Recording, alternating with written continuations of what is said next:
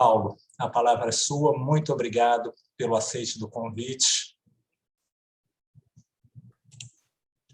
Pedro, eu que agradeço a oportunidade de estar aqui com os colegas da Associação Médica do Rio e também alguns outros que vieram compor com a gente aqui hoje. E eu gostaria que fosse uma conversa, não é uma aula. Pelo amor de Deus, eu vou procurar compartilhar esse meu percurso no mestrado, as motivações, e que possa servir de dom para vocês de alguma maneira, né? Eu queria dizer que assim, é uma alegria muito grande estar nesse ambiente, né? Eu me lembro de ter encontrado o Pedro numa associação, um encontro da Associação Médica, da Associação de Instituições Católicas de Saúde, né, Pedro? Isso, da BIC. Da BICS. A BICS em 2018, me parece. E aí no Rio de Janeiro, na sede da Arquidiocese, e a gente tem conversado bastante nesse período, nesse tempo, né? Eu fui fazer o mestrado em teologia porque eu estava fazendo mestrado na medicina preventiva da USP, aqui em São Paulo.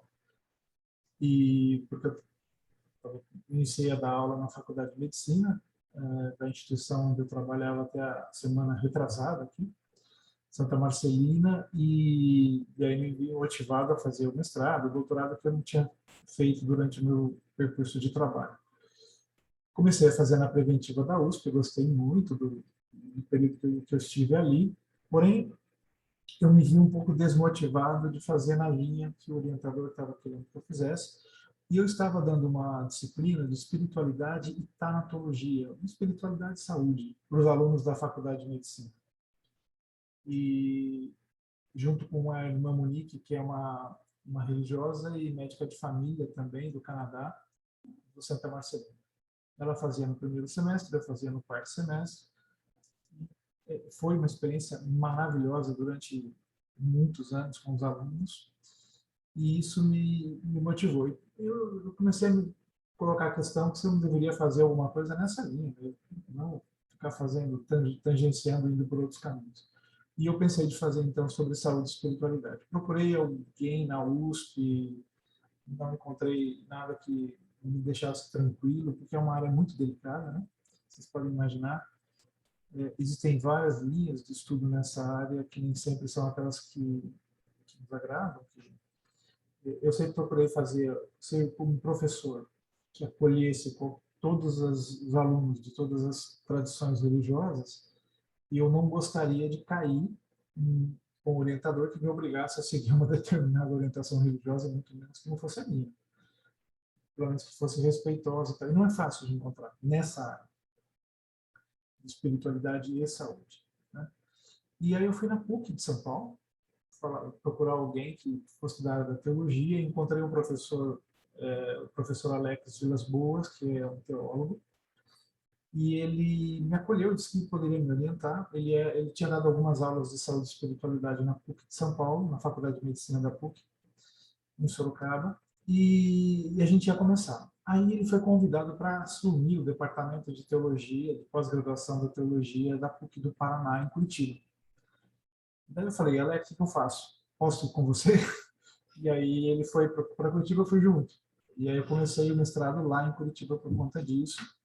Foi uma experiência muito bacana, um departamento de teologia muito forte, muito bem constituído.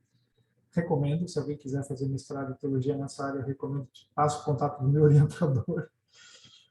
E foi uma experiência muito bacana esses anos todos lá. Por que estudar Papa Francisco? Eu primeiro fiquei encantado quando ele veio ao Rio de Janeiro, né? Foi a primeira viagem internacional. Vocês estão me ouvindo bem? Eu estou ouvindo com um pouco de eco. Não sei se só eu estou ouvindo com um pouco de eco. Tá ótimo, Paulo. Tá bom? Então tá bom. E quando ele esteve no Rio, na Jornada Mundial da Juventude em 2013, logo que ele assumiu o pontificado, foi maravilhoso, né? Você sabe muito melhor do que eu. Estava aqui à distância, né? Mas em 2013 eu tive a ocasião de participar de um evento saúde e espiritualidade de um grupo do movimento dos Focolares. Eu fui participar na Faculdade de Medicina em Pádua, na Itália, e eu tive a oportunidade de passar no Vaticano e eu assisti uma missa dentro da Basílica e também pude participar de um Ângelus na praça. E depois eu tive outras ocasiões. Todas as vezes que eu ouvi o Papa Francisco falar, eu me emociono, sempre. Eu fico impressionado, assim, a sensação que eu tenho que eu estou ouvindo alguém que realmente está sendo instrumento de Deus. E eu fui me motivando para isso. E eu percebi que, infelizmente, pelos meios de comunicação, algumas falas dele estavam sendo um pouco deformadas, deturpadas. Então, pensavam coisas e compartilhavam coisas que não faziam muito sentido. Então, eu comecei a ver a importância de nós, como católico, nós, né, da gente ir à fonte, né, no Vatican News, diretamente na fonte para pegar as informações corretas. E eu comecei a acompanhar e compartilhar diretamente do site do Vaticano a audiência geral às quartas-feiras, o Ângelus nos domingos e alguns discursos específicos, então, que sempre me encantou enormemente a contribuição que ele vem trazendo para a Igreja e para a humanidade. Inclusive, no dia de hoje ele fez 3 encontros históricos, um de oração pela paz com líderes religiosos no Coliseu, pela comunidade de Santo Egídio, que organizou o evento.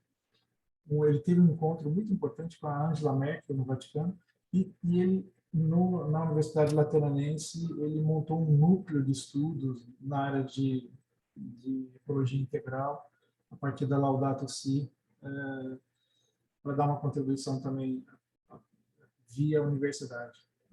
Mas eu tenho acompanhado sempre e isso me motivou a pensar que contribuição se pode tirar do magistério do Papa Francisco para a nossa prática em saúde. Na nossa prática enquanto profissionais de saúde, enquanto médicos, porque existem várias contribuições aqui e ali sobre o trabalho em saúde, muitas que não têm qualquer vinculação com religião, ou quando tem, não é exatamente com relação à vida cristã e nem à nossa tradição católica. Então, eu falei, aqui tem um tesouro e eu acho que tem um material que eu possa estudar e compartilhar, né? Eu posso abrir a apresentação, Pedro? Compartilhar a apresentação? Sim.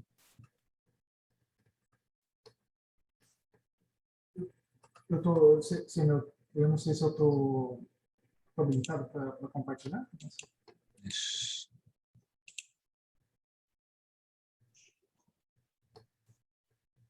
Eu te mando pelo Zap, você abre aí, também pode ser. Deixa.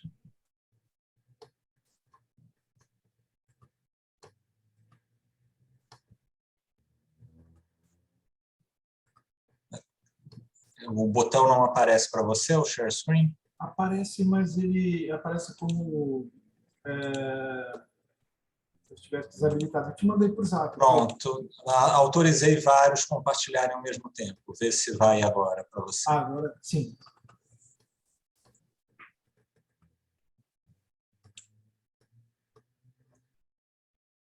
Então, o título do mestrado é esse, Espiritualidade e Saúde no Magistério do Papa Francisco, uma leitura numa perspectiva dialógica. O meu orientador, ele é um especialista em ecumenismo e diálogo interreligioso. Então, naturalmente, esse tema do diálogo acabou entrando também. E o Papa Francisco tem feito 1000 encontros e criado 1000 situações para que favoreçam esse diálogo ecumênico interreligioso também. Então, não foi difícil. Foi apresentado esse ano no começo do ano, em final de fevereiro. Sim? Sim. Pedro?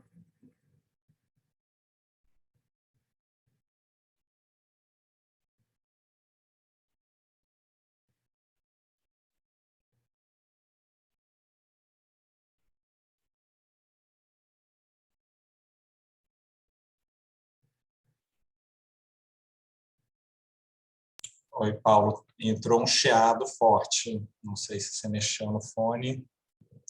Não mexi. Está chiando?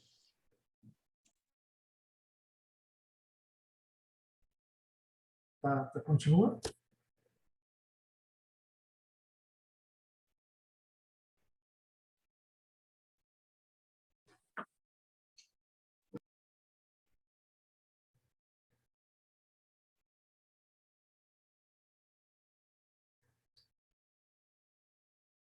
Vai agora, continua o chiado, Pedro?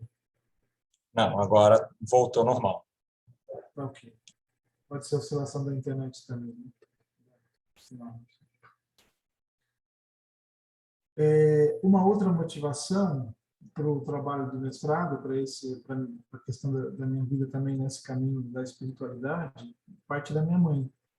Minha mãe foi uma pessoa, uma leiga, super envolvida, é professora de ensino fundamental, a maior parte do tempo da vida dela na zona rural, e muito, muito, muito, muito apaixonada e envolvida nas questões da igreja. De todas as maneiras que vocês puderem imaginar, no final da Eucaristia, da palavra, tal, mas assim, uma pessoa totalmente doada a Deus e à igreja. E vocês têm, a gente tem uma ligação com o Rio de Janeiro, porque na minha paróquia, na minha cidade, em São José do Rio Pardo, a gente tem um mosteiro cisterciense. E desse mosteiro cisterciense saiu um padre, que a minha mãe foi madrinha de ordenação sacerdotal dele, que hoje é o cardeal de vocês, Dom Urani. Então, o Dom Urani foi meu pároco. Eu me lembro dele na sua ordenação sacerdotal, ainda me lembro ele como seminarista. E ele foi meu pároco, minha mãe foi madrinha de ordenação sacerdotal do Urani. E então a gente tem isso, esse legame forte com a cidade do Rio de Janeiro. E a minha mãe, ela faleceu em 88, retornando de um evento que ela foi participar em Aparecida do Norte, num acidente de carro. E quando ela faleceu, o bispo da diocese e os padres pediram autorização para a família para ela ser sepultada numa igreja, numa das igrejas que ela ajudou a construir, comunidade e templo. Agora, em janeiro, em 2014, foi autorizada pelo Vaticano a abertura do processo de beatificação dela. Daí ela passa a ser chamada de serva de Deus Lourdinha Fontão, que como ela é conhecida. E agora, em janeiro desse ano, foi feito a exumação do corpo, em dezembro, finalzinho de dezembro, a exumação do corpo nessa igreja onde ela estava sepultada, e ela foi levada para um sarcófago, os restos mortais, na matriz da paróquia de São Roque, do lado do mosteiro cisterciense, onde ela está agora, nesse local. Então, essa paixão pela igreja, ela acabou contaminando positivamente toda a família, todos os filhos, e isso também me motivou bastante. Depois, eu tenho como uma inspiração forte na minha vida também o carisma de Chiara Lubich, do Movimento dos Focolares, o carisma da unidade, que sempre nos levou à questão do olhar o Papa, os bispos, e trabalhar juntos em unidade com a Igreja. Eu participo dessa associação internacional Health Dialogue Culture, que é uma associação de saúde do movimento dos focolares. E a gente tem percebido a atualidade do tema saúde e espiritualidade. A gente tem várias faculdades de medicina hoje no Brasil com essa temática. O próprio Pedro, que é professor na UERJ, me convidou para participar de uma aula de uma disciplina que eles têm na UERJ de saúde e espiritualidade. Mas eu já fui falar em quase 30 faculdades de medicina em várias partes do Brasil, de Ponta Grossa, campus aí no Rio de Janeiro, na Unesp, na Unifesp aqui em São Paulo, na própria USP, em vários locais.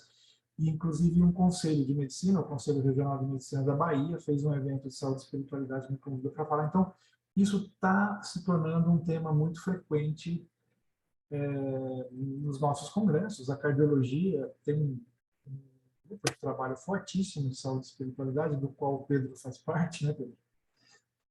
Mas a medicina de família também tem um grupo de trabalho, a psiquiatria também tem um grupo de trabalho de saúde e espiritualidade, e outras especialidades médicas também estão tendo cuidados paliativos, estão abrindo pediatria. estão abrindo grupos de trabalho nessa área. Isso é um campo de ensino, de pesquisa, que a gente tem que entrar. Eu acho que eu traria esse convite, essa provocação a todos vocês também, que a gente pudesse estar presente.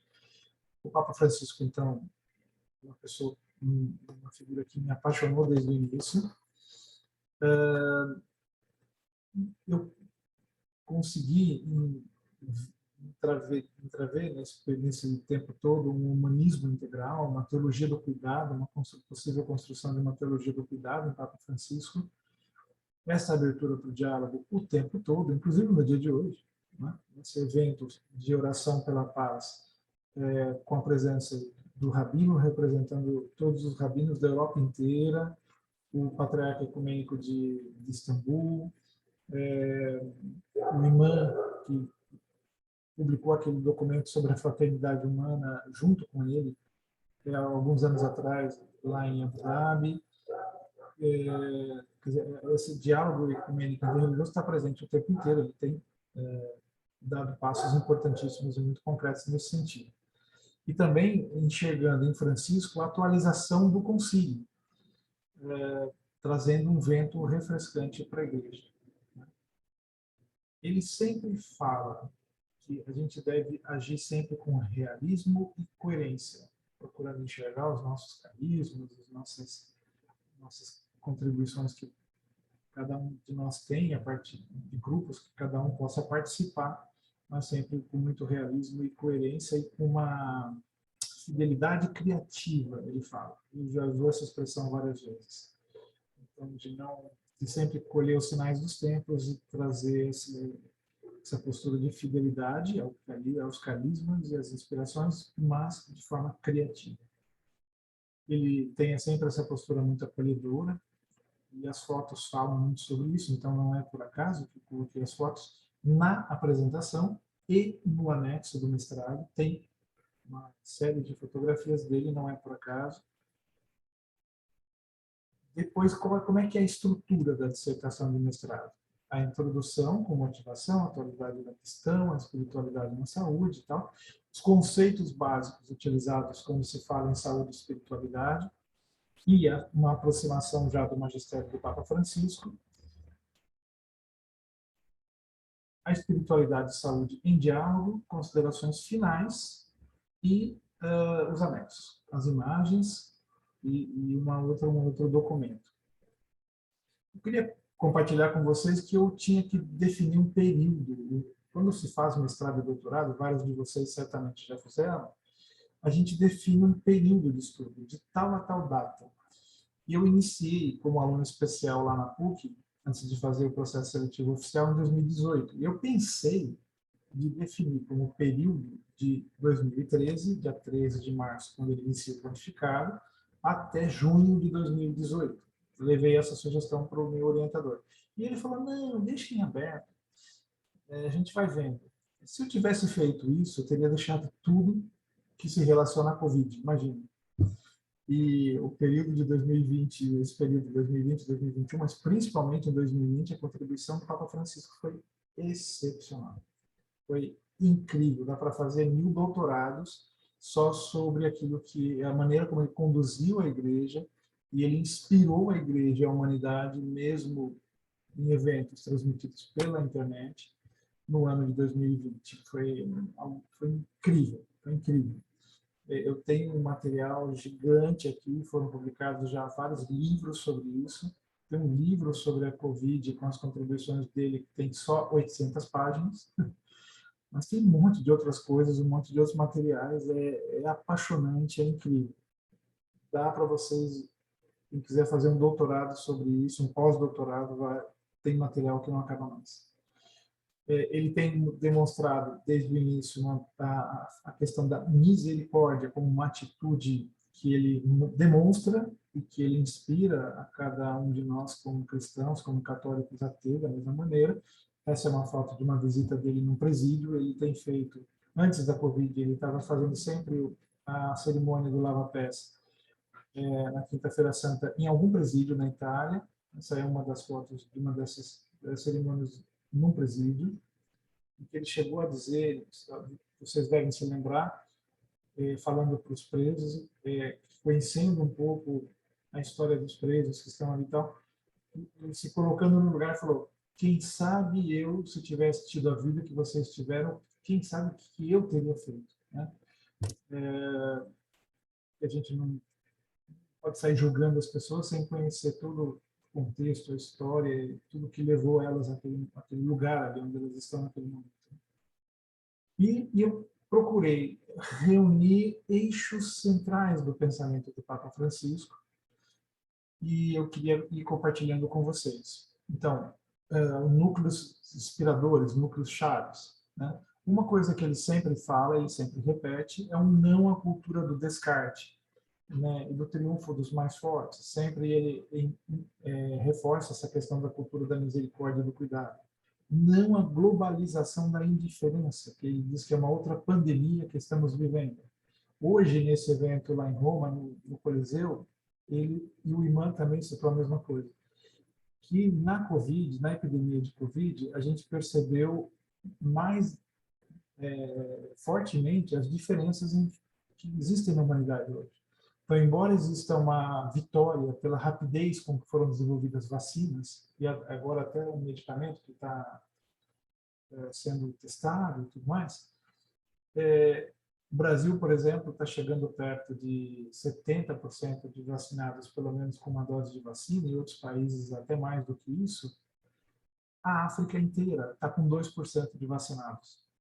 Então, assim, existe escancarou a desigualdade entre as várias regiões do planeta e as pessoas. Quem tem acesso e quem não tem acesso, né?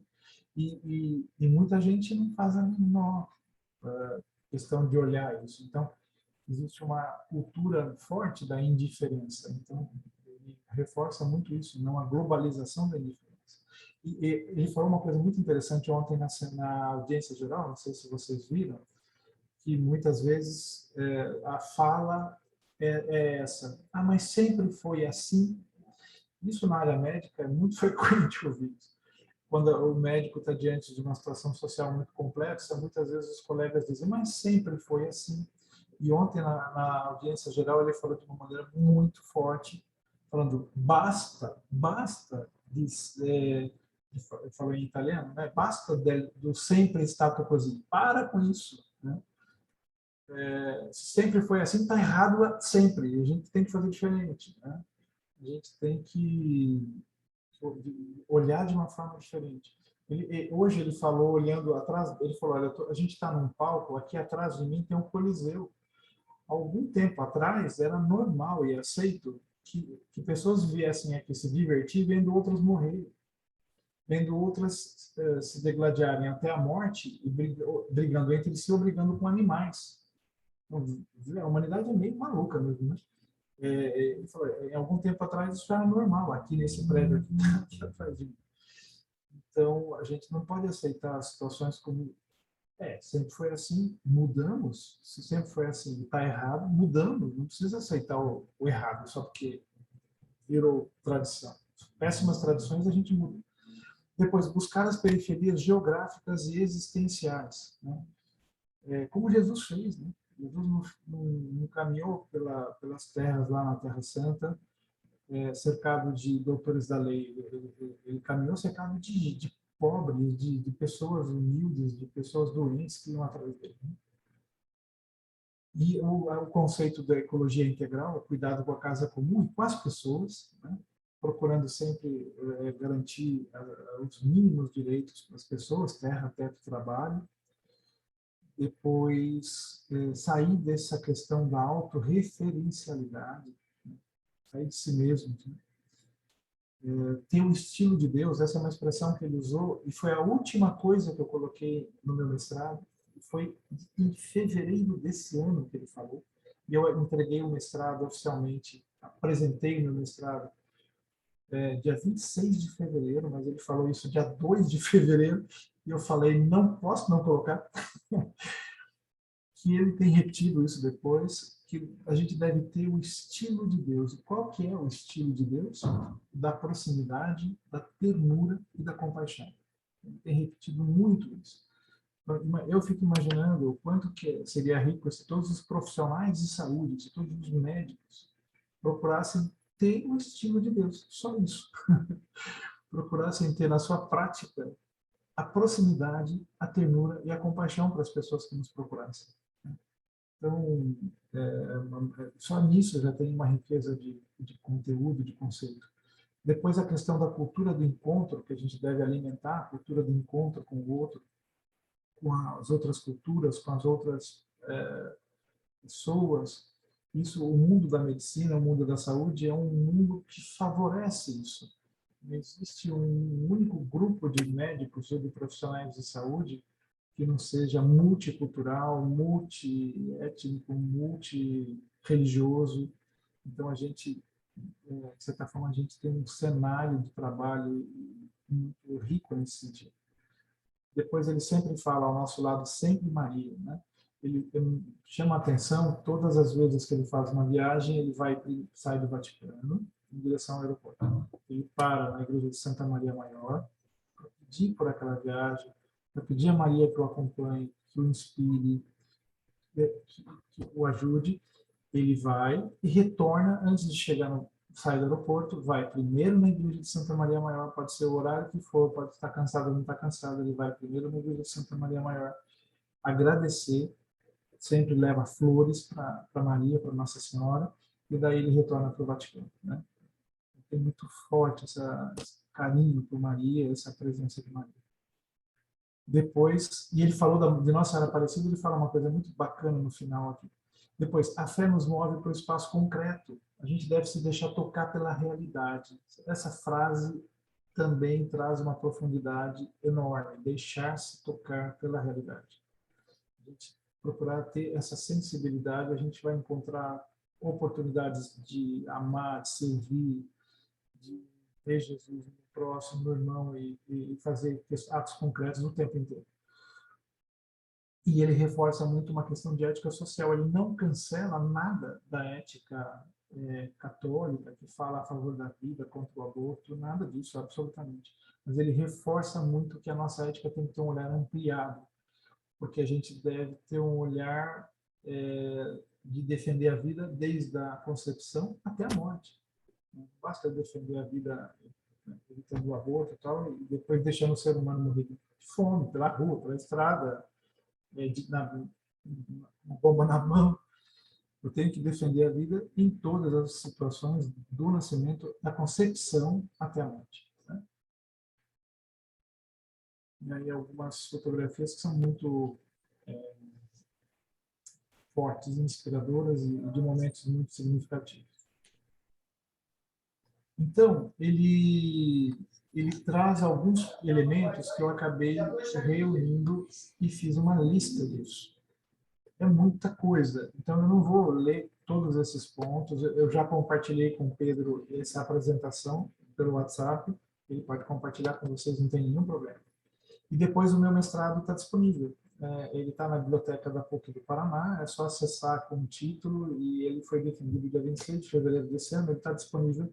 Vocês podem fazer o download a hora que vocês quiserem. Eu posso compartilhar com o Pedro também. Acho que eu compartilhei até, mas eu posso compartilhar novamente, se ele quiser compartilhar com vocês. Então, a gente procurar ter essa ternura de Deus, na caridade respeitosa e delicada com cada um, depois de jogar bem em equipe. Essa mensagem ele mandou para a abertura da Copa do Mundo de 2014 aqui no Brasil, reforçando que a Copa do Mundo, esses grandes eventos esportivos, são momentos, são uma escola para a cultura do encontro. Tanto foi a Copa do Mundo em 2014, como as Olimpíadas aí no Rio, também em 2016, foram ocasiões de encontros de pessoas no mundo inteiro. Então, que a gente aproveite também o esporte ensina a gente, de certa forma, o quanto é importante jogar em equipe, né? Tá ficando até chato o Flamengo, por exemplo. Eu não sou flamenguista, sou corintiano, tá? Mas assim, fica chato quando o Flamengo ganha todos os jogos, né? Porque tá jogando bem há 3 anos, vem com um time forte há 3 anos. Claro, tem alguns jogadores que se destacam, mas assim, a equipe joga bem, né? E isso a gente tem que aprender com os times, né? Com o esporte, que a gente deve trabalhar bem em equipe, também como cristãos, como católicos, como pessoas que querem um mundo melhor, que querem um mundo transformado pelo amor e pela caridade. A absoluta prioridade da saída de si para o irmão, a compaixão de compreender e assistir e promover o outro, saber procurar ter essa sabedoria do coração. Tudo que eu estou dizendo tem uma referência entre parênteses. No final da apresentação tem todas essas referências, tá? Então, aí depois vocês podem ver ao que se refere, em que situação o Papa Francisco falou, de onde saiu. Depois, ser mãos, braços, corações que ajudem Deus a realizar seus prodígios, ajudando a desvendar e dar sentido ao mistério, né? Promover uma qualidade de vida humana que integre o valor material e espiritual, não dá para separar, gente. No final, eu conto uma experiência que eu estou vivendo nesse momento, mas, assim, não dá para separar o valor material e o valor espiritual, assim, né? Não precisa ter luxo, mas precisa ter dignidade, né? As pessoas têm que ter dignidade para viver, né? Inclinar-se sobre as feridas do homem para poder compreender, curar e sarar, né? Sem hesitação, todo esforço para acolher, cuidar e, se possível, curar. Ter, antes de tudo, uma vontade livre e corajosa de bem. Achei tão interessante isso. A gente precisa ser corajoso para querer o bem, muitas vezes. Porque, de novo, na área da saúde isso é forte, na medicina é muito forte. É muito fácil a gente se acomodar diante daquilo que todo mundo faz, diante daquilo que viram verdades, né? Que a gente sente que não está de acordo com a nossa fé, mas que a gente acaba se acomodando. Então, a gente muitas vezes precisa pedir a Deus até essa graça para ter essa vontade livre e corajosa de fazer o bem. Muitas vezes isso significa ser sinal de contradição, ser o chato, ser o diferente, ser aquele que o pessoal vai olhar e vai falar, mas que cara esquisito é esse? O que ele está dizendo? Né? Mas é importante. Né? O nosso modelo, o Jesus, ele morreu na cruz, tá? Lembra? Então, ele não foi exatamente aceito pela sua comunidade, pela turma do seu tempo. Buscar e encontrar soluções realistas, intrépidas, magnânimes, solidárias, né? A caridade é criativa. Então, se a gente se coloca nessa atitude, a gente vai encontrar soluções para aquela questão que a gente está vivendo naquele momento. Não existe um manual para se fazer sempre igual em todo canto que trabalha em saúde, ou como é que eu vou ser médico? Como é? Me ensina, faz um manual. Não dá, porque a gente vive situações múltiplas, muito diferentes, mas a caridade é criativa. Então, da gente ter essa certeza que se a gente se colocar nessa dimensão, a gente vai ter luz, né? O Espírito Santo vai nos ajudar, vai nos socorrer, né? Então, nunca se cansar de estar próximo às pessoas de forma humana e fraterna, preparar o futuro, assegurando o bem de cada pessoa humana, né? Levar a muitas pessoas e famílias a esperança e a alegria que lhes faltam, prudência, amor, proximidade ao doente, profissionalismo, gestos gratuitos. Claro, gente, pelo amor de Deus, o Espírito Santo não substitui o esforço e o estudo, tá? A gente tem que procurar ser os melhores profissionais possíveis.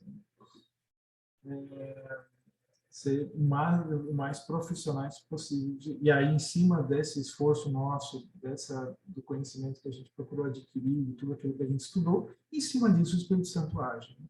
Pode ser que ele cancele tudo naquele momento, fala, isso aqui não serve não. Mas a gente tem que fazer a nossa parte, a gente tem que fazer o nosso esforço. Amor gratuito para com todos, sem distinção de língua, cultura, etnia, religião, orientação sexual, qualquer que seja. Contribuir na abertura de horizontes de esperança e alegria, ter esse espírito de diálogo e mútuo acolhimento, né? Ser cada vez mais a estalagem do bom samaritano, né? Aquele que não era bem visto pelos judeus, aquele que não era da elite religiosa do seu tempo, mas foi aquele que socorreu. Né? Acolher, tutelar, respeitar e servir a vida do início até a morte. Essa fala ele fez muito claramente num discurso aos pediatras, no Congresso Mundial de Pediatria que teve em Roma. Ter claro que o serviço nunca é ideológico. A gente não serve ideias, a gente serve pessoas. Né? Por ter essa clareza. E depois, sobre o enfrentamento da Covid, uma das frases que ele falou, que a saúde não é apenas um bem individual, mas é também um bem público, e uma sociedade saudável é aquela que cuida da saúde de todos, né? E o vírus, que não conhece barreiras, fronteiras, distinções culturais nem políticas, deve ser enfrentado com amor, sem barreiras, sem fronteiras, sem distinções. E a gente deveria dar um show de fraternidade nesse momento. Infelizmente, hoje, vários deles lá disseram que a gente não deu show. Tanto é que existe essa diferença dos 70% e os 2%, né, de vacinação. Então, a humanidade, na verdade, essa outra pandemia da indiferença, a gente não está conseguindo enfrentar, não. Então, ele falando do surto da pandemia, que pedia uma conversão ecológica, né? A tempestade da pandemia, da Covid, desmascara, de uma certa forma, toda a nossa vulnerabilidade, e isso deveria nos mexer e fortalecer a nossa pertença como irmãos, né? E aí, vocês devem se lembrar do dia 27 de março de 2020, em que houve essa oração em plena Praça de São Pedro, no finalzinho da tarde, lá em Roma, em que ele fez essa oração sozinho. Muitos disseram, né, que essa praça nunca teve tão cheia como nesse dia e nesse momento, porque o Papa Francisco estava fisicamente sozinho, mas o mundo inteiro estava com ele. Eu me lembro que eu estava no meu trabalho e eu consegui acompanhar pelo celular. Muita gente veio junto comigo ali ao meu redor para acompanhar junto. E foi um momento fortíssimo de presença de Deus, da presença do Espírito, esse momento de oração, pedindo o final da pandemia, implorando o final da pandemia, que o Papa Francisco fez diante desse crucifixo, que tem uma história com o final da peste em Roma e tudo mais, né? Então, nesse período, ele lançou a encíclica Fratelli Tutti, em outubro do ano passado, em Assis, né? Ele foi lá em Assis assinar essa carta encíclica no dia de São Francisco de Assis, e ele diz que a gente tem que ter coragem de gerar processos que assumam conscientemente a fragmentação existente, os contrastes que efetivamente carregamos conosco. A coragem de recriar o tecido de relações em prol de uma humanidade capaz de falar a linguagem da fraternidade. A gente deve integrar uma arquitetura de paz, onde cada pessoa deve contribuir, né? Daí vários exemplos aí desse esforço de diálogo ecumênico interreligioso. No dia 15 de abril de 2021, aí o mestrado já estava entregue, já estava apresentado, tá, gente? Essa aí é um adendo final aqui, que é depois do mestrado. Mas eu gostei demais. Especialmente essa que está em verde, tá? Ele fez essa mensagem aos bispos do Brasil que estavam reunidos na 58ª Assembleia Geral, de forma virtual, não foi um encontro presencial esse ano ainda não. Durante a minha inesquecível visita ao Brasil, em 2013, quando ele foi ao Rio de Janeiro na Jornada Mundial da Juventude, ao referir a história de Nossa Senhora Aparecida, eu comentava que aquela imagem encontrava dividida, podia servir de símbolo para a realidade brasileira. Aquilo que estava quebrado retorna à unidade. Em Aparecida, logo desde o início, Deus dá uma mensagem de recomposição do que está fraturado, de compactação do que está dividido. Muros, abismos, distâncias ainda hoje existentes estão destinados a desaparecer. A Igreja não pode descurar essa lição. A Igreja deve ser instrumento de reconciliação. Muito forte, muito direto, muito clara essa mensagem que ele mandou para a gente. E eu achei que fazia sentido, dentro de tudo aquilo que eu tinha estudado e apresentado no mestrado, embora essa mensagem não está no mestrado. Tá? Ela veio em abril e entregou o mestrado em fevereiro. Tá? Então, lembrando, não foi dia 2 de fevereiro, perdão, foi dia 7 de fevereiro, no Ângelos. No dia 7 de fevereiro, ele falou o que é o estilo de Deus. O estilo de Deus é o estilo, ter a proximidade, a ternura e a compaixão. Sempre. Depois, aqui tem toda a bibliografia. Então, nessa apresentação, tem tudo isso. E isso eu compartilhei com o Pedro. O que eu queria é contar um pouquinho para vocês o que aconteceu depois de eu ter apresentado.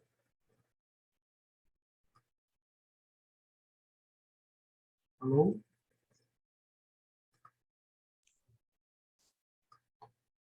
Te O que ouvi, João. aconteceu? Sim, o que aconteceu depois que eu terminei o mestrado? Papa Francisco fala o tempo inteiro da gente se deixar tocar pela realidade. E eu sou médico de família e sou sanitarista. Até o começo deste ano, eu era professor da Faculdade de Medicina de Santa Marcelina, coordenador do nosso programa de residência de Medicina de Família e Comunidade. A gente estava agora com 38 residentes. E também médico assessor técnico na gestão, acompanhando os médicos, junto com os colegas, acompanhando 1.200 profissionais médicos ali em Santa Marcelina, na atenção primária. E eu já tenho 32 anos de formado e com um período agora, nos últimos 12 anos, na área de gestão, distante um pouco da assistência. E eu fazia prática assistencial quando eu ia fazer um trabalho voluntário que a gente fez durante 7 anos no presídio, um grande presídio aqui da região da Grande São Paulo. Eu atendia lá como médico, uma vez por mês, junto com um grupo de colegas do Santa Marcelina. Porém, eu comecei a me sentir incomodado com essa situação de estar na gestão. Eu comecei a me sentir assim, estou numa área de conforto que estava me incomodando. E tudo isso que eu acabei estudando do Papa Francisco, e ele pedindo para ir de encontro às periferias existenciais e geográficas, isso e essa questão de se deixar tocar pela realidade, eu decidi voltar a ser médico, assim, médico na assistência, né? Sair da gestão e voltar à assistência. E já há muito tempo eu tinha vontade, eu conheço o trabalho feito aqui em São Paulo por uma outra instituição católica chamada Bom Parto, que é uma instituição que trabalha com população, com moradores em situação, pessoas em situação de rua desde 2002. É uma associação que foi levada para esse trabalho por Dom Luciano Mendes, que também é servo de Deus. Já foi aberto o processo de beatificação dele. E faz um trabalho excepcional que atende mais ou menos 25 mil moradores em situação de rua aqui em São Paulo, com equipes de consultório na rua. E eu conversei com a coordenadora ficou super mega feliz, a gente se conhece há muitos anos, e eu terminei meu período no Santa Marcelina, a contribuição que eu podia dar dia 17 de setembro, e dia 20 de setembro eu iniciei no Bom Parto. E eu iniciei esse trabalho nos consultórios de rua. Hoje, por exemplo, a experiência foi incrível. Eu cheguei do trabalho agora há pouco tempo. Eu fiz um passeiozinho pelo território aqui da Zona Leste, próximo do metrô Penha, aqui na Zona Leste de São Paulo. Um passeiozinho de 8 quilômetros a pé com a gente comunitária. Os locais onde a gente encontra pessoas é inacreditável. Locais que você não fala, não é possível. Eu passo de carro toda hora aqui, eu não podia imaginar que tinha alguém morando nesse buraco aqui. Dentro do rio, embaixo do cano do rio. Uns locais assim inimagináveis, em condições também inimagináveis. Então, eu estou muito feliz, assim, eu percebi o quanto que é perigoso a gente se abrir nas coisas de Deus, porque Deus mexe com a vida da gente. Mas eu acho fantástico fazer isso. Eu acho que a gente tem que estar realmente aberto a isso, a tentar entender o que é que Deus quer da gente em cada momento, em cada período da nossa vida, em cada situação. E eu estou construindo um projeto de doutorado agora em saúde e espiritualidade, que eu tenho que terminar até dia 15 agora de outubro, que o processo seletivo é em novembro. E a ideia, só para compartilhar com vocês, aí se vocês tiverem alguma ideia sobre essa ideia, compartilhem comigo, por favor. Eu tenho ficado incomodado com um modelo de meditação que tem sido proposto e virou moda na medicina alguns anos para cá, que é o mindfulness, que tem seu valor, eu acho bacana, tal, mas assim eu considero um pouco pobre, até, de certa forma, como prática meditativa, e ele é um pouco autocentrado. A pessoa busca aquela prática para ficar bem, né? Ela é para entrar no foco, no momento presente e tal. Estou reduzindo muito, pelo amor de Deus, perdão. Mas assim, ela não te joga para fora. E a meditação cristã, ela mexe com você, ela te tira da zona de conforto. Então, se você faz, por exemplo, uma experiência de meditação 30 minutos por dia pela manhã, lendo a palavra do Evangelho do dia, lendo as leituras do dia, você tem um encontro com Deus, você entende coisas com aquelas leituras, e o Espírito te move para alguma coisa naquele dia. A gente normalmente tira um propósito de um momento de meditação diária. E esse propósito é alguma coisa que você pode fazer melhor, ou se não, alguma coisa que Deus está te empurrando para fazer. Alguma ação criativa para o bem de alguém, ou alguém que você deve procurar porque você está sentindo que o relacionamento com aquela pessoa está quebrado, um perdão que você deve pedir ou dar. Deus não deixa a gente da mesma forma. Quando a gente tem um encontro com Deus, a gente não sai da mesma forma. É impossível. A gente pode se encontrar e sair da mesma forma. Pode até sair pior quando a gente se encontra entre a gente. Mas com Deus não dá, né? O encontro com Deus é transformador, ele é iluminador. Então, qual é a minha ideia? A minha ideia é estudar a meditação cristã desde o início do cristianismo, passando pelo pessoal desde o início mesmo, de Jesus, e depois os monges no deserto e tudo mais, passando por Santo Agostinho, Santo Inácio, depois, tal, Santo Tomás. O pessoal da Reforma, inclusive, se tiver alguma experiência bacana no âmbito luterano, anglicano, ortodoxo e tal.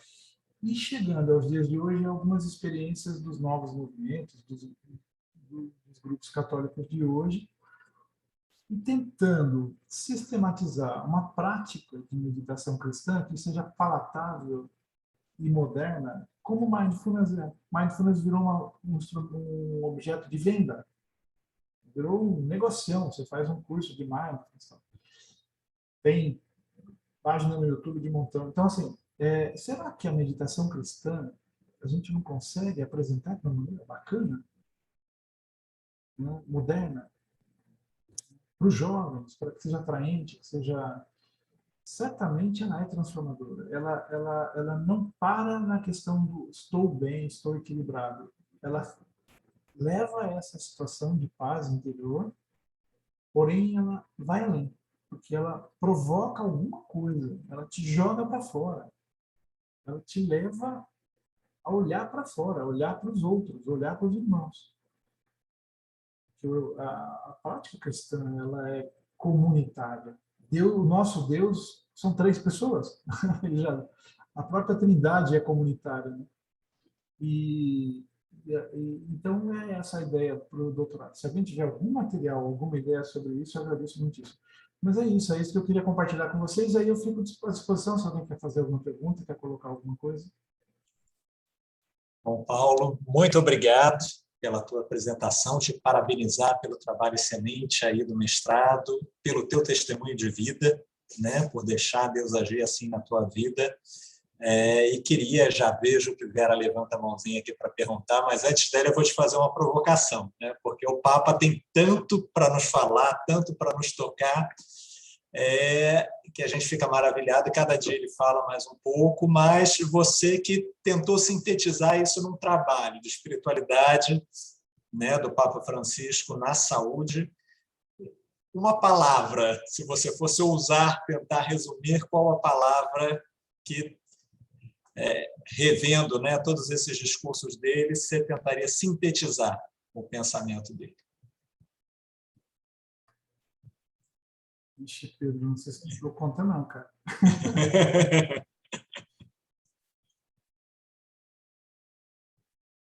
Ternura, cara.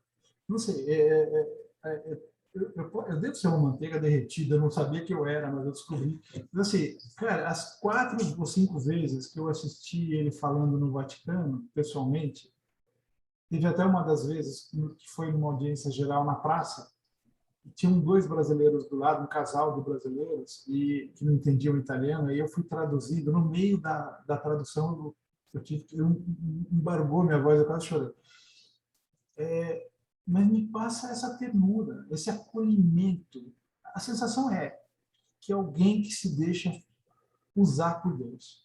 Então, a sensação que eu tenho muitíssimas vezes, quase todas as vezes, é de uma sabedoria colocada de uma forma tão simples, mas que acolhe, que é eterna, que é amorosa, que não exclui ninguém, que é misericordiosa, que te faz sentir que você tem chance.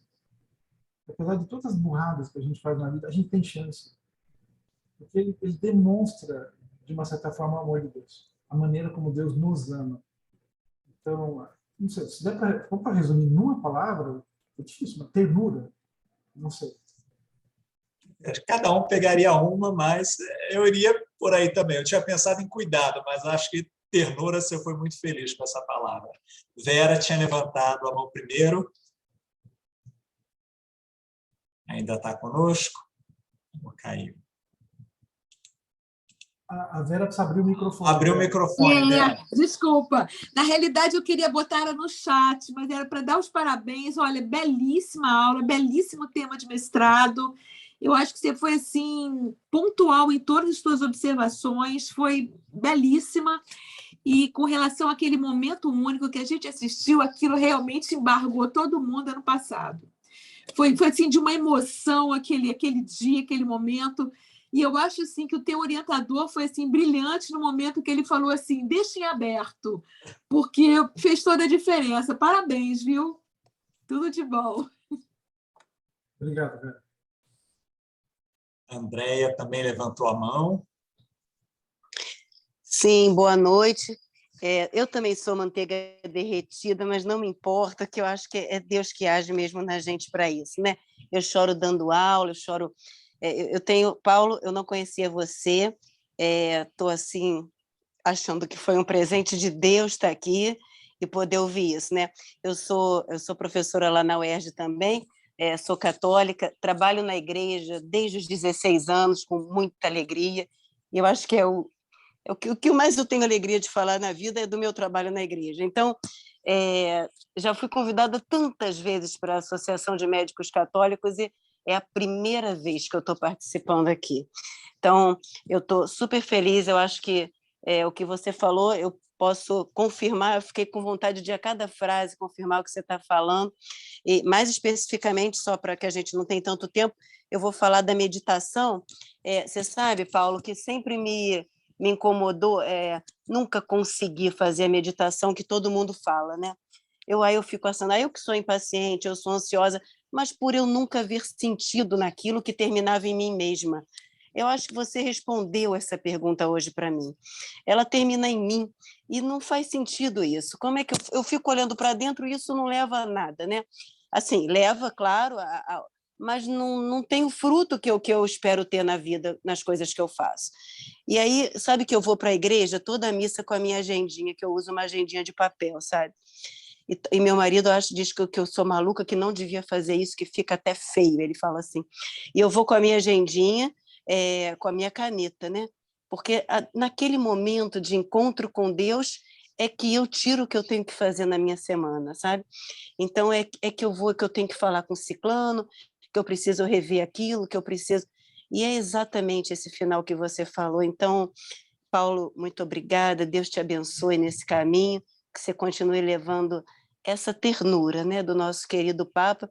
Definir o Papa assim, tu és Pedro, e sobre ti eu edifico a minha igreja. Eu acho que é isso. Boa noite, meus amigos, muito obrigada. Obrigado, André.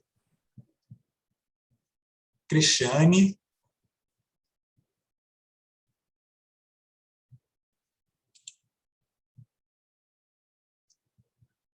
Abriu o microfone, Cristiane. Não, está fechado ainda o seu microfone. Agora sim. Olha, eu queria te dar os parabéns. Não sei. Ah, tá.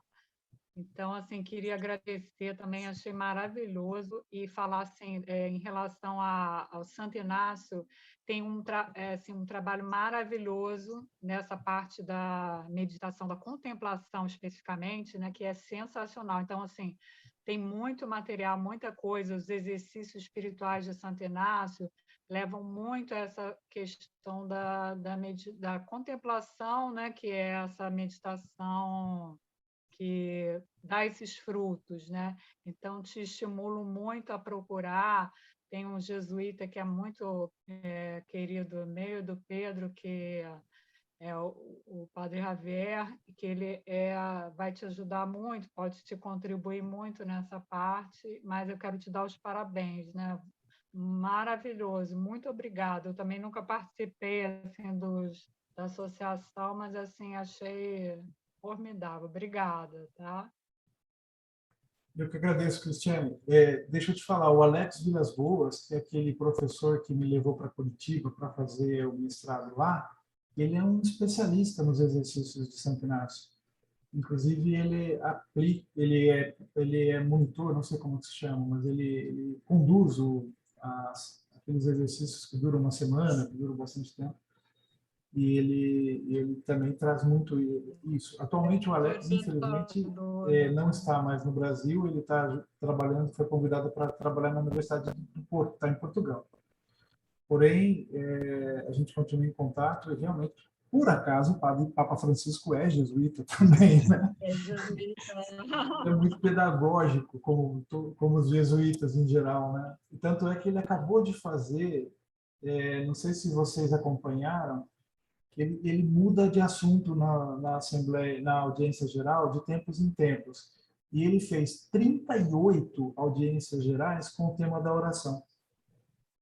Depois ele mudou para a Carta aos Gálatas. Agora ele já está no 9ª ou 10ª semana falando da Carta de São Paulo aos Gálatas, mas ele fez 38 sobre a oração. São espetaculares. Espetacular. Obrigado, Cristiane. Ótima ideia, ótima sugestão. Com relação aí à meditação, faço eco a Cristi, também essa experiência de fazer os exercícios de Santo Inácio na vida cotidiana, que é hoje em dia, né, o original eram 30 dias corridos, mas isso não é factível para quem não é religioso, então eles trabalham com os retiros curtos de 3 dias, os retiros de 1 semana, e os exercícios na vida cotidiana que duram 30 semanas de oração, você fazendo 1 hora por dia de exercício, né, dividido de manhã e de noite. Então, é uma dinâmica bastante interessante que você pode avaliar. E outro também, que tem um trabalho muito grande com a meditação, é o Frei Inácio Laranhaga, com as oficinas de oração de vida, pelo menos aqui no Rio de Janeiro, tem uma difusão bastante grande nas paróquias, em um trabalho muito bonito. Né? Mas faço eco aí, acho que vale a pena, acho que a gente tem que valorizar a nossa meditação, a gente conversou anteriormente, né? Eu fiz uma pós-graduação na PUC aqui do Rio, onde o professor, por vezes, no final da aula, vamos fazer um mindfulness agora para todo mundo voltar bem para casa, e eu confesso que ele tentava conduzir e eu fazia a minha meditação em cima do evangelho do dia, da reflexão diária, que me trazia muito mais fruto. Né? Realmente achava muito mais enriquecedora. Temos... Ana Cláudia Chazan.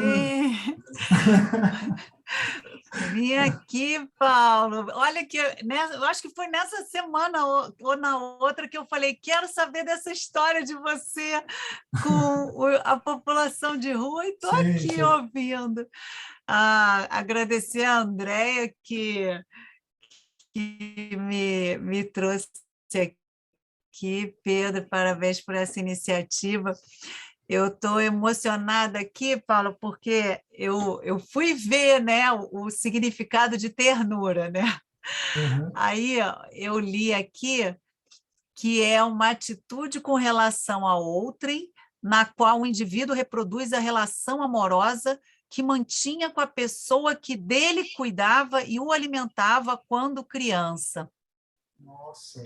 Aí me deu uma... Nossa! Me deu assim, né? Quando você associa essa imagem, essa palavra ao Papa Francisco, né? Porque fala de uma relação muito próxima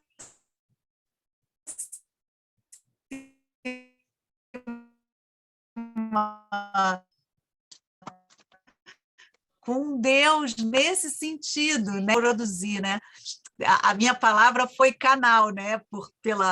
Peguei a apresentação assim já começada, mas assim, pelo que você falou, minha palavra seria canal no sentido quando você mesmo falava que ele estava ali, né? Se permitindo, enfim, ser Deus, né? Ser instrumento de Deus, né? Deixar É. Deus passar, na verdade. Isso, né? Mas eu achei bacana ter ido lá na definição, porque fez muito sentido. Parabéns, Paulo, muito lindo esse trabalho. Obrigado, Ana. Que honra ter você aqui. Puxa vida. Para quem não sabe, a Ana também é professora da UERJ, né? E a Ana atualmente é responsável por um grupo de trabalho de saúde e espiritualidade na ABEM, na Associação Brasileira de Ensino Médio. A gente, mas olha só, quem inspirou também, Paulo Fontão, foi uma das minhas inspirações lá em 2013, no Congresso de Medicina de Família e Comunidade, né? De Belém do Pará, você estava lá? Eu estava. Foi lá. E você e o Eno me inspiraram muito. Gratidão.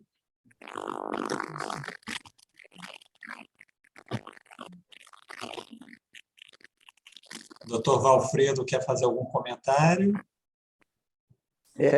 Eu fico bem feliz de estar participando com vocês. Eu sou médico anestesista daqui em Porto Alegre. Estou aposentado há 3 anos e tive alguns problemas graves na minha vida e tenho muita fé na espiritualidade. Mas eu quero fazer uma profecia com vocês que vocês vão me cobrar daqui. Não cobrar, não. Nós vamos para o Congresso Brasileiro agora em novembro, lá em Brasília, e essa união toda nossa aqui de médicos católicos, médicos que amam e que sempre deram a vida pela medicina, mas visando Deus, vai acontecer tanta coisa bonita e vai surgir tantas ideias e tanto reforço, olha, vai ser uma explosão, um foguete interior que vai nascer dos médicos. Eu vejo muito médico fazendo espiritualidade um pouco seca, um pouco científica.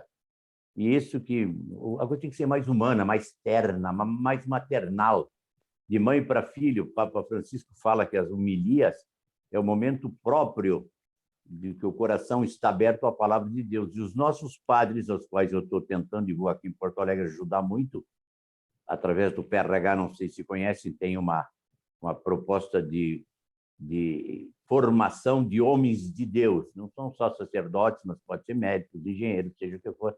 Então, juntos, nós vamos ter a visão do que é Deus terreno, Deus através de nós. Vocês sabem que um pouquinho de água é colocada naquele vinho que se transforma no sangue de Jesus e um pouquinho de nós está ali. Aliás, eu diria, tem gente que me acha um pouco ousado demais. Deus não faria nada sem nós aqui. Ele já fez, ele é poderoso, mas ele quer que a gente faça junto. Então, essa união de médicos no Brasil inteiro, nós vamos primeiro nos amar. Jesus mandou 2 a 2 para não visando o que evangelizava, que os 2 se evangelizassem, porque, na realidade, as comunidades precisam se amar muito. Então, nós vamos poder trocar muita experiência, muito estímulo, e certamente a medicina brasileira, que já é espetacular, vai ter um acréscimo, como ele bem disse, acima do profissionalismo, acima da capacitação, mas Deus vivo, ele precisa de nós. Ele quer usar a nossa medicina, as nossas mães, os nossos pais, a humanidade. E vai ver como nós vamos ajudar o brasileiro e o mundo universal. Como o Papa disse, me chamaram da Argentina para lá, agora me aguentem. E eu vou dizer assim, nós também, médicos brasileiros, humanidade, nos aguente, nós estamos chegando. Agradeço a palestra espetacular. E só mais um adendo. Veja a tua mãe, a serva de Deus. Me emociona isso, porque a gente tem medo de dizer que é santo. A gente é muito pecador, cada um sabe de si para dizer isso. Mas nós temos uma força de Espírito, Deus vivo dentro de nós. Na Eucaristia, Santa Clara diz na Eucaristia, na cruz e no menino Jesus pequenininho. Mas o Espírito Santo Deus é Ele próprio dentro de nós, que está nos cutucando toda hora e está conosco, e respira conosco, e vive conosco. Eu não sei se eu vou conseguir, em Brasília, falar da teologia do burro, mas se vocês olharem bem, na Domingo de Ramos, Jesus foi carregado meio que a contragosto pela passagem, indo à morte, indo a Jerusalém, mas foi um burro que carregou ele. E esse burro não tinha rédea, não consta no Evangelho que tinha rédea. Pois eu sou um burro que carrega Jesus, sou de vô, porque o que eu faço, o que eu fiz na medicina, foi muito mais do que eu projetava, do que eu imaginava, do que eu estudei. É Jesus, através de mim, que vai fazendo coisas e eu levo para tudo que é canto e ele vai comigo e nós juntos formamos uma boa dupla, como forma com cada um de vocês, embora certamente vocês não sejam tão burros quanto eu, mas eu carrego com orgulho isso. Obrigado pela poder participar e quem sabe a gente possa muito mais vezes se encontrar, reencontrar.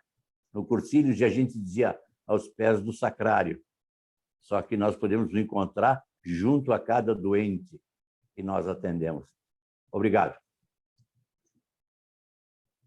Obrigado, doutor Valfredo. Palavras inspiradoras para todos nós. Infelizmente, já estamos avançados no horário, então gostaria de mais uma vez agradecer imensamente ao Paulo pela contribuição da noite de hoje, a todos pela participação, e temos alguns avisos, que reunião não pode terminar sem avisos. Então, vou compartilhar aqui a tela para vocês.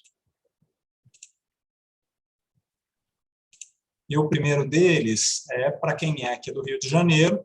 Estamos no mês em que celebramos o nosso padroeiro, São Lucas, e teremos agora, no dia 17 de outubro, domingo, a nossa peregrinação ao Santuário de São Judas Tadeu, no Cosme Velho, que também é Santuário de São Lucas Evangelista. Ano passado, eu tive a oportunidade de publicar um artigo no Testemunho de Fé que conta um pouquinho a história do santuário, em que lá anteriormente havia uma capela dedicada a São Lucas, que foi construída por médicos aqui do Rio de Janeiro, e que o espaço foi comprado para ser construído o santuário, a capelinha foi demolida, mas as imagens originais que foram doadas para os médicos são conservadas ainda lá no santuário. Por isso, desde 2014, sempre na Semana do Médico, nós fazemos a nossa missa anual lá no santuário. Então, esse ano vamos fazer no domingo, que a participação é mais fácil para todos do que no meio da semana. Será às 9 horas, presencial e também transmitida pelas mídias da paróquia. O outro aviso, o doutor Valfredo já antecipou, a lembrança para todos do nosso 4º Congresso Brasileiro de Médicos Católicos, com o tema A Vocação e a Missão do Médico Católico, que vai acontecer entre 12 e 14 de novembro desse ano, em Brasília, de forma híbrida, presencial, na Paróquia Nossa Senhora da Esperança, na Asa Norte, em Brasília, mas também transmitido através do site do evento. Então, inscrevam-se. As vagas presenciais são limitadas a 150 pessoas, então, quem quiser ainda ir presencial tem que correr para se inscrever, mas, se você não puder estar lá em Brasília, esteja conosco pela internet online. Tá? E, por último, para a gente já ir se programando com antecedência, agora que os números da pandemia estão caindo, as viagens internacionais estão voltando a ser liberadas, no ano que vem, nós teremos em Roma o 26º Congresso Internacional de Médicos Católicos, no Augustiniano, que vai acontecer de 15 a 17 de setembro, com o tema Medicina reparativa ou transformativa. Então, aguardamos por todos na missa, quem é aqui do Rio, a todos no congresso, quer presencial ou quer online, quem tiver a possibilidade de estar em Roma ano que vem, vai ser uma grande alegria poder estarmos juntos. E, para encerrarmos, então, a nossa reunião, convido todos a rezarmos uma Ave Maria, agradecendo por tudo que ouvimos no dia de hoje, já entregando desde já os nossos próximos eventos. Ave Maria, cheia de graça, o Senhor é convosco. Bendita sois sois vós entre entre as mulheres, mulheres, bendito é o fruto do do vosso vosso ventre, vosso Jesus. ventre, Jesus. Santa Maria, Santa Mãe de Maria, Deus, Mãe de Maria, Deus, Mãe de Deus, rogai por nós, pecadores, agora e na hora de nossa agora e morte. na hora de nossa Amém. morte. Amém. Amém. Estivemos, estaremos sempre reunidos em nome de Deus, que é Pai, Filho Pai, e Filho, Espírito Espírito Santo. Santo. Amém. Amém. São Lucas, Rogai por rogai nós. por Rogai nós. por nós. Boa noite e até a Boa próxima. noite, Pedro. Boa noite. Obrigado. Boa noite. boa noite. Boa noite.